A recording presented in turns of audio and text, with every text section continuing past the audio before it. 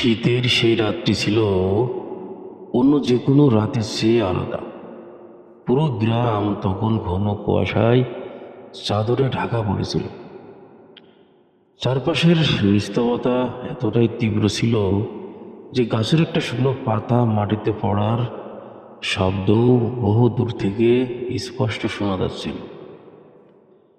গ্রামের শেষ প্রান্তে অবস্থিত বিশাল আলিশান বাড়িতে তখন একা জেগেছিলেন শওকত আলী। শওকত আলী ছিলেন এই অঞ্চলের সবচেয়ে ধনী ও প্রভাবশালী ব্যবসায়ী, কিন্তু গ্রামের মানুষের কাছে তার পরিচয় ছিল একজন অত্যন্ত নিষ্ঠুর, লোভী এবং অহংকারী সুদখোর মহাজন হিসেবে। মানুষের চরম বিপদের সুযোগ নিয়ে চড়া সুদে টাকা ধার দেওয়া এবং পরবর্তীতে তাদের ভিটা বাড়ি লিখে নেওয়া ছিল তার নিত্যদিনের কাজ। দয়া বা মায়া বলে একটু শব্দ শওকত আলীর অভিধানে ছিল না। তার একমাত্র ছেলে বহু বছর আগে তার এই নিষ্ঠুরতা সহ করতে না পেরে শহরে চলে গিয়েছিল এবং বাবার সাথে সমস্ত যোগাযোগ ছিন্ন করেছিল।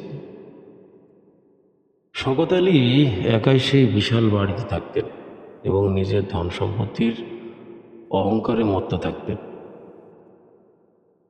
সেই রাতে ঘরের নরম সোফায় বসে যখন তিনি তার সুদের খাতাটা মেলালেন, তখন ঘড়ির কাঁটায় রাত ঠিক 1টা বাজে। হঠাৎ করে তার বিশাল বাড়ির সদর দরজায় একটা ভারী শব্দ হলো। কেউ যেন খুব জোরে জোরে দরজায় আঘাত করছে। শওকত আলী বিরক্ত হলেন। এই মধ্যরাতে কারো তো বড় সাহস যে তার দরজায় এসে ধাক্কা দিচ্ছে। তিনি সোফা থেকে উঠে দাঁড়িয়ে কোটের পকেট থেকে টর্চ লাইট নিলেন এবং ভারী পায়ে দরজার দিকে এগিয়ে গেলেন। দরজা খোলার সাথে সাথে এক ঝলক বরফ শীতল হাওয়া তার মুখের উপর আছড়ে পড়ল। কিন্তু আশ্চর্যের বিষয় হলো, দরজার সামনে কেউ দাঁড়িয়েছিল। কুয়াশার মধ্যে বহু দূর পর্যন্ত কোনো মানুষের চিহ্ন দেখা গেল না। শওকত আলী যখন দরজাটা বন্ধ করতে যাবেন, ঠিক তখনই তার চোখ নিচের দিকে গেল। দরজার ঠিক মাঝখানে একটি বিশাল পুরনো লোহার সিন্দুক রাখা ছিল। সিন্দুকটি দেখতে অত্যন্ত প্রাচীন এবং তার গায়ে অদ্ভুত সব নকশা খোদাই করা ছিল। শওকত আলী চারপাশটা ভালো করে চাইলেন, কিন্তু কাউকে দেখতে পেলেন না। তিনি ভাবলেন, গ্রামের কোনো শত্রু হয়তো তাকে ভয় দেখানোর জন্য এই মাঝরাতে এই ভারী সিন্দুকটি এখানে রেখে গেছে। কিন্তু সিন্দুকের উপর দিকে তাকাতেই তার মেরুদণ্ড বেয়ে একটা ঠান্ডা স্রোত নেমে গেল। সিন্দুকের মরচে পড়া লোহার গায়ে খুব ধারালো কিছু দিয়ে খোদাই করা লেখা ছিল, তোমার জীবনের হিসেব এখানে জমা আছে। শওকত আলী কিছুক্ষণ স্তব্ধ হয়ে দাঁড়িয়ে রইলেন।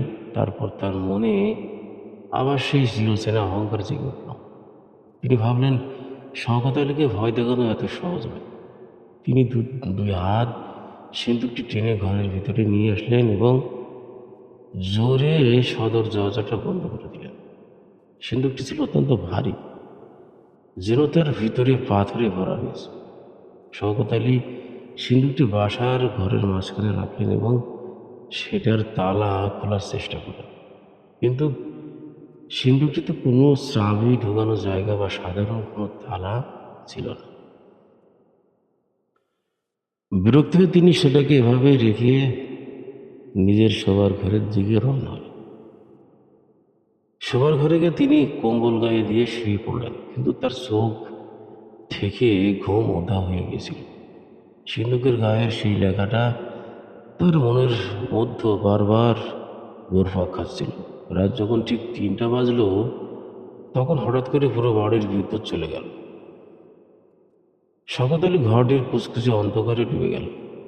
তিনি বিছানা থেকে উঠে টেবিলের উপর রাখা মোমবাতিটি জ্বালালেন। ঠিক সেই মুহূর্তেই বাসার পাশের ঘর থেকে একটা অদ্ভুত খড়খড় শব্দ শোনা গেল। কে যেন খুব সাবধানে কোনো লোহার জিনিস নাড়াচাড়া করছে। শওকতুল মোমবাতিটা হাতে নিয়ে ধীরে ধীরে বসার ঘরের দিকে এগিয়ে গেলেন। বসার ঘরে পৌঁছতেই মোমবাতির আলো তিনি যা দেখলেন তা দেখার জন্য তিনি মোটেও প্রস্তুত ছিলেন না। ঘরের মাঝখানে রাখা সেই লোহার সিন্দুকের ডালাটির নিচ থেকে সামান্য খুলে গেছে, আর সেই সামান্য ফাঁকা ঘরের ভিতরে তাপমাত্রা এতটা নিচে নেমে গেছে তা শওকতুলের মুখ থেকে ধোঁয়া বেরোতে শুরু করল। তিনি সাহসে ভর করে আরও এক পা এগিয়ে গেলেন। ঠিক তখনই সিন্দুকের ভিতর থেকে একটি কুচকুচে কালো ধোঁয়ার মতো অবয়ব হাত বের হয়ে আসলো। সে হাতটি মেঝের উপর স্পর্শ করতেই পুরো ঘরের মাঝে বরফের মতো ঠান্ডা হয়ে গেল। শওকত আলী ভয়ে এক পা পিছিয়ে গেলেন। তার হাতের মোমবাতিটি কাঁপতে শুরু করল। অন্ধকারের মাঝখান থেকে দুটো লাল আলোর বিদ্যুতের মতো চোখ শওকত আলীর দিকে স্থির দৃষ্টিতে তাকিয়ে রইল। সে অবয়ব থেকে কোনো মানুষের আওয়াজ আসছিল না, কিন্তু শওকত আলীর কানের ভিতরে একটু ভারী ফিসফিসানি কণ্ঠস্বর প্রতিধ্বনিত হতে লাগলো। সে কণ্ঠটি বলছিল, শওকত, তুই মানুষের হক নষ্ট করছিস। যাদের কাঁদিয়েছিস তাদের চোখের জল আজ তোকে গ্রাস করতে আসছে। শওকত আলী চিৎকার করতে চাইলেন, কিন্তু তার গলা দিয়ে কোনো শব্দ বের হলো না। তিনি মোমবাতিটি ফেলে দিয়ে পাগলের মতো নিজের শোয়ার ঘরের দিকে দৌড়ে গেলেন এবং ভিতরে সবকটা লক আটকে দিলেন। তিনি বিছানার উপর বসে কাঁপতে লাগলেন এবং সকাল হওয়া অপেক্ষা করতে লাগলেন। সেই রাতে তিনি আর এক সেকেন্ডের জন্য চোখ বন্ধ করতে পারেননি। ঘরের বাইরে সারা রাত ধরে কেউ যেন ভারী পায়ে হেঁটে বেড়াচ্ছে এবং মাঝে মাঝে দরজায় নখ দিয়ে আচমকাটা শব্দ আসছে। সকালবেলা যখন কুয়াশা ভেদ করে সূর্যের আলো ফুটলো, তখন শওকত আলী ঘরের দরজা খুললেন। বসার ঘরে গিয়ে দেখলেন সিন্দুকটি আগের মতোই বন্ধ অবস্থায় পড়ে আছে, যেন রাতে কিছুই ঘটেনি। কিন্তু মেঝের উপর কালচে রঙের কিছু দাগ লেখা ছিল, যা প্রমাণ করেছিল সে রাতের ঘটনাটি কোনো স্বপ্ন ছিল না। শওকত আলী আর সেই বাড়িতে এক মুহূর্তে থাকতে পারলেন না। তিনি ঘর থেকে বের হয়ে সোজা গ্রামের বড় মসজিদের ইমাম সাহেবের কাছে ছুটে গেলেন। ইমাম সাহেব যখন মসজিদে বারান্দায় বসে কোরআন তেলাওয়াত করছিল, শওকত আলীকে অত্যন্ত ফ্যাকাশে এবং বিপর্যয় অবস্থায় দেখে তিনি বেশ অবাক হলেন। শওকত আলী ইমাম সাহেবের পায়ের কাছে বসে কান্নায় ভেঙে পড়লেন। তিনি গত রাতের সিন্দুকের আগমন, সেই কালো ধোয়ার অবয়ব এবং সেই ভয়ঙ্কর কণ্ঠস্বরের সমস্ত ঘটনা বিস্তারিত খুলে বললেন। ইমাম সাহেব শওকত আলীর কথা খুব মন দিয়ে শুনলেন এবং গভীর একটা দীর্ঘশ্বাস ফেললেন। তিনি বললেন, শওকত সাহেব, মহান আল্লাহ তাআলা পবিত্র কোরআন স্পষ্ট করে বলেছেন যে যারা মানুষের উপর জুলুম করে এবং মানুষের হক নষ্ট করে তাদের শাস্তি অত্যন্ত ভয়ানক। আপনি সারা জীবন গ্রামের গরিব মানুষের ঠুকিয়েছেন, তাদের পেটে লাথি মেরেছেন, নিজের এই বিশাল সাম্রাজ্য করেছেন। এই সিন্দুক এবং এই কালো অবয়ব আসলে কোনো সাধারণ ভূত বা পেতনি নয়। এটি আল্লাহর পক্ষ থেকে আপনার জন্য একটি চরম সতর্কবার্তা। শয়তান আপনার এই শারীরিকভাবে ধ্বংস করার জন্য আল্লাহর দেওয়া অবকাশের মধ্যে চলে এসেছে। আপনি যদি এখনই নিজের ভুল সংশোধন না করেন, তবে আপনার এই দুনিয়াবী জীবন এবং আখেরাত উভয় চিরতরে ধ্বংস হয়ে যাবে।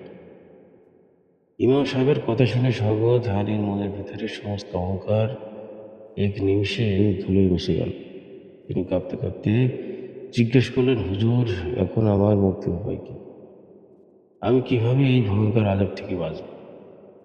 ইমাম সাহেব শওকত আলীর দিকে তাকিয়ে শান্ত গলায় বললেন, মুক্তির একটা পথ আছে। আপনার খাঁটি মনে আল্লাহর কাছে তওবা করতে হবে। আর শুধু মুখে তওবা করলে হবে না। আপনি যাদের ঠকিয়েছেন যাদের জমি এবং টাকা অন্যায়ভাবে কেড়ে নিয়েছেন তাদের প্রত্যেককে পাওনা টাকা এবং সম্পত্তির সুদে আসলে ফেরত দিতে হবে।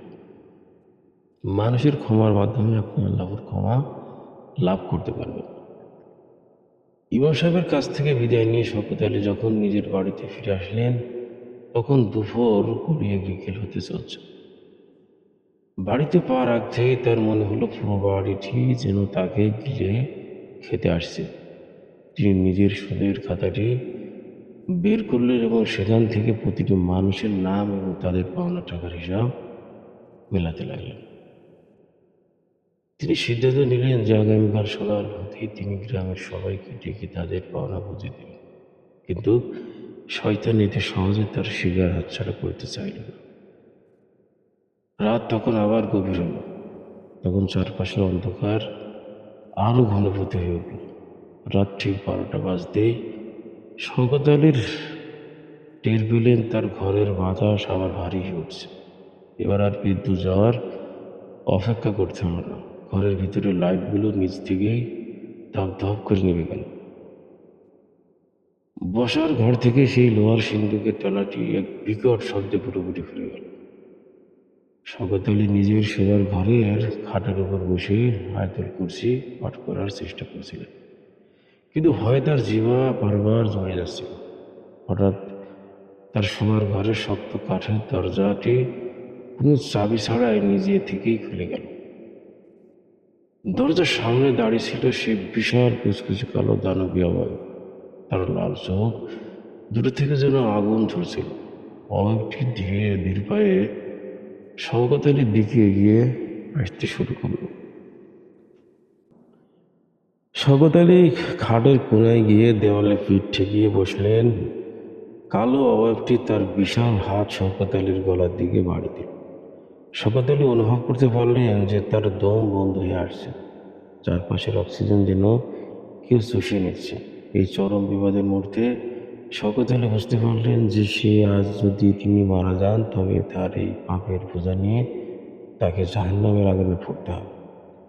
তিনি নিজের চোখ দুটো বন্ধ করলেন এবং তার জীবনের সমস্ত অন্যায়, লোভ আর অহংকারের কথা স্মরণ করে মন থেকে আল্লাহর কাছে কাঁদতে লাগলেন।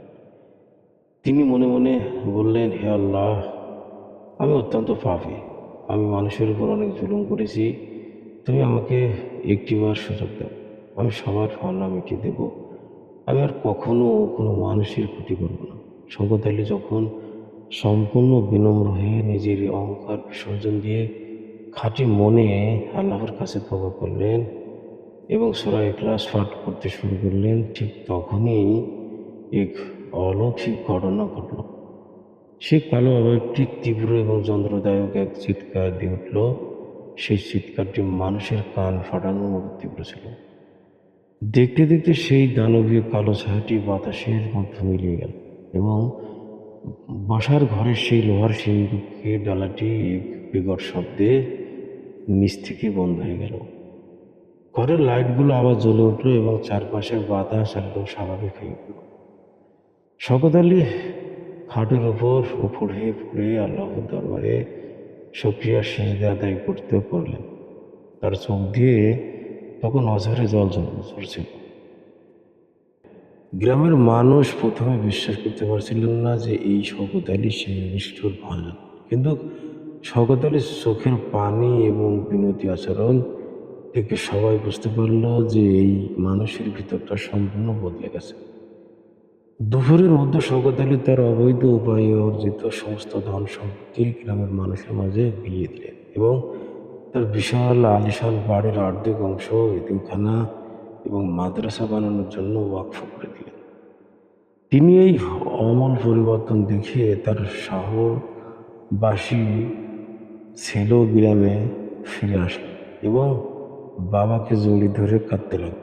শওকত আলী তার জীবনের আসল শান্তি খুঁজে পেলেন। সেই দিনের পর থেকে সেই রহস্যময় লোহার সিন্দুকটি আর কখনো শওকত আলীর বাড়িতে দেখা যায়নি। সেটি যেভাবে আচমকা এসেছিল ঠিক সেভাবেই চিরতরে উধাও হয়ে গেছিল। শওকত আলী তার বাকি জীবন অত্যন্ত সাধারণ একজন মানুষ হিসেবে আল্লাহর ইবাদত ও মানুষের সেবা করে কাটিয়ে দিলেন। তিনি বুঝতে পেরেছিলেন যে দুনিয়ার ক্ষণস্থায়ী ধন সম্পদের চেয়ে মানুষের ভালোবাসা এবং আল্লাহর সন্তুষ্টি অনেক বেশি মূল্যবান।